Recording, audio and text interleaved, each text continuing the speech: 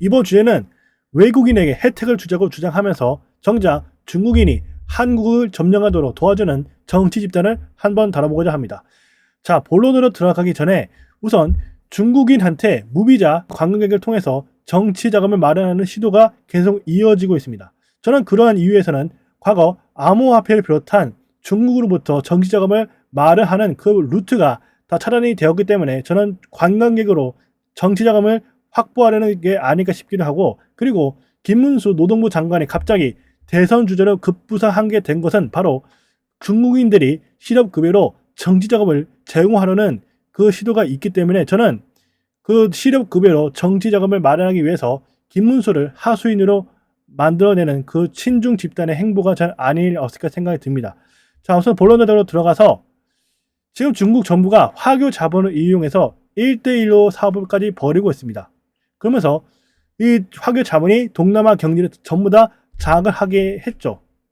심지어 화교 자본이 99년 5월쯤에 한국 정부로부터 허가를 받아서 협회를 만들기 이릅니다. 그러면서 화교 집단들이 카지노, 차이나타운을 통해서 한국 경제에 개입하게 이르죠. 저는 이러한 배경에서는 과거 그 IMF에 따른 외화 자본을 유치하기 위함이자 대나무 네트워크를 이용하려는 국제금융 세력의 염두가 있지 않아야 생각이 듭니다. 자, 그러면서 IMF 사태 이후에 화교 자본들이 적극적으로 한국에 개입하면서 한국을 통해서 이익을 얻기 이르죠. 그러면서 이 영주권 제도를 통해서 화교 자본들이 합법적으로 한국에 활동할 수 있도록 만들고, 그러면서 킨텍스 부지와 경기도 일산 쪽에서 차이나타운을 만듭니다. 그러면서 여기에 더해서 지방자치단체들이 중국 자본을 받기 위해서 적극적인 매국 행위까지 벌이게 이르죠. 그러면서 이 화교 집단들이 서로 결탁하면서 이 정경 유착까지도 벌어집니다. 대표적으로 중국의 외교부와 그리고 한국의 산업자원부까지 개입하게 이르죠. 그 또한 세계화상 대회를 한국이 개최해서 화교 자본이 한국까지 점령하도록 도와줍니다. 자, 그러면서 2000년대부터 이 화교 자본들이 적극적으로 한국 경제에 큰 영향을 끼치면서 SK 하이닉스와 그리고 쌍용 자동차가 한때 중국에 매각되면서 중국이 한국의 고부가가치 산업을 위협할 수 있게끔 도와주는 위험한 행위를 하기에 이릅니다. 그러면서 이 경기도 지역에다가 화교 자본이 적극적으로 개입하기 이르죠. 자, 그러면서 이 중국 자본들이 적극적으로 한국 부동산에다 많이 개입을 했습니다. 그로 인해서 이 외국인 대상 주택담보대출이 끊임없이 급증하기 이르면서 우리나라 경제에 큰 발목을 잡고 있죠.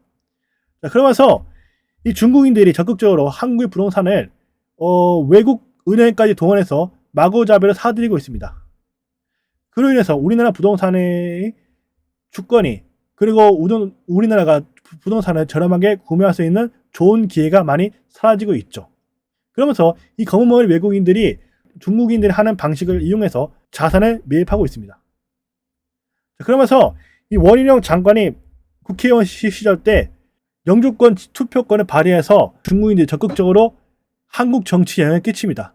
물론 당시에는 재해동포를 위해서 이 외국인 투표권을 마련하자고 했지만, 근데 실상은 중국인들이 한국 정치 개입해서 한국의 자주권을 박탈하고 그리고 한국을 속국으로 만들어내는 그런 위험한 행위를 하고 있죠. 그러면서 우리나라 기득권들이 외국을 경유해서 쉽게 스카이 대학에 들어가고 있습니다.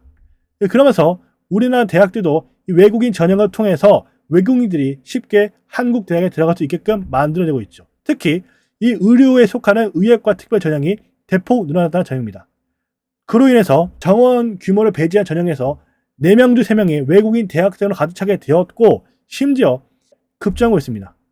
그로 인해서 우리나라 대학에서 중국이 차지하는 비용이 절반으로 급증해버리게 이르렀고, 심지어 우리나라에 활동하는 외국인 의사까지도 점차가 늘어나고 있습니다. 앞서 언급한 대로 의학과 전형이 급증하고 있다고 하는데, 이게 어쩌면 중국의 의료 범죄까지도 염두해야 되지 않을까 생각이 듭니다. 그리고 중국의 유학생이 급증하게 되면서 중국인들이 불법적으로 한국에서 공짜 의료를 받고 그리고 건강보험료를 먹튀해버리는 법리까지 저지르고 있습니다. 그리고 이로 인해서 우리나라의 건강보험이 굉장히 약탈에 당해서 우리나라의 의료 수준이 급격하게 저하되는 금융 문제까지도 벌어지고 있죠. 자, 그러면서 외국인 전형으로 인해서 의대, 한의대에도 쉽게 들어가는 외국인 학생들이 나오고 있습니다. 그로 인해서 우리나라의 그 여론에서도 화교 자본, 화교 집단들이 너무 의료 대학에 쉽게 들어간다는 말이 나오고 있죠. 자, 그로 인해서인지 2020 학년도부터 이 외국인 전형을 폐지합니다. 즉 상호주의에 입각해서 운영하지 않기로 한 것이죠. 그럼에도 우리나라의 의료 집단들이 중국이 적극적으로 협력하고 있습니다. 그러면서 이 중국의 장기 매매를 비롯한 의료 범죄들이 점차 한국까지도 확산되고 있죠. 그러면서 우리나라의 마약 범죄가 주로 지금 병원을 통해서 이루어지고 있는데, 근데 지금 한의사를 중심으로 마약이 합법적으로 유통되는 문제가 벌어지고 있죠. 한의사에서는 지금 중국 자본이 많이 개입해 있습니다. 저는 그래서 하루빨리 이 중국인들을 지금 퇴출시키지 않는다면은 우리나라에서도 중국을 중심으로 장기 매매와 마약 범죄가 저는 급증할 수 있다고 판단하고 있습니다. 자, 그러면서 이 중국인들이 점차 경제가 안 좋으니까 이 외국에 나가지 않고 점차 가까운 한국으로 대학을 지내려는 중국인들이 급증하고 있습니다. 그러면서 우리나라 대학에 중국인만 많이 받아들인 이유에서는 바로 우리나라 대학의 주로 겪고 있는 자금난 문제가 저는 한몫하고 있다고 보고 있습니다.